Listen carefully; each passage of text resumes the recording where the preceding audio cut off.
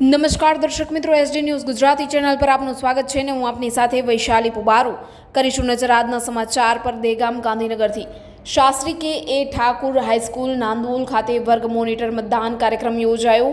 દેગામ તાલુકાના નાંદોલ હાઈસ્કૂલ ખાતે વર્ગ મોનિટર બનાવવા મતદાન કાર્યક્રમ યોજાયો હતો, જેમાં માધ્યમિક ઉચ્ચતર માધ્યમિક શાળા વિદ્યાર્થીઓએ મતદાન અંગે વધુ માહિતી મળે તે સંદર્ભે વર્ગ મોનિટરની ચૂંટણી યોજવામાં આવી હતી।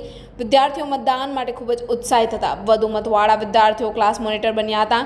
આ મોનિટર ચૂંટણીમાં જેમાં શાળાના તમામ વિદ્યાર્થીઓએ મતદાન કર્યું હતું અને ભવિષ્યમાં મતદાન કેવી રીતે કરી શકાય તેવી સચોટ માહિતી શિક્ષકો દ્વારા આપવામાં આવી હતી।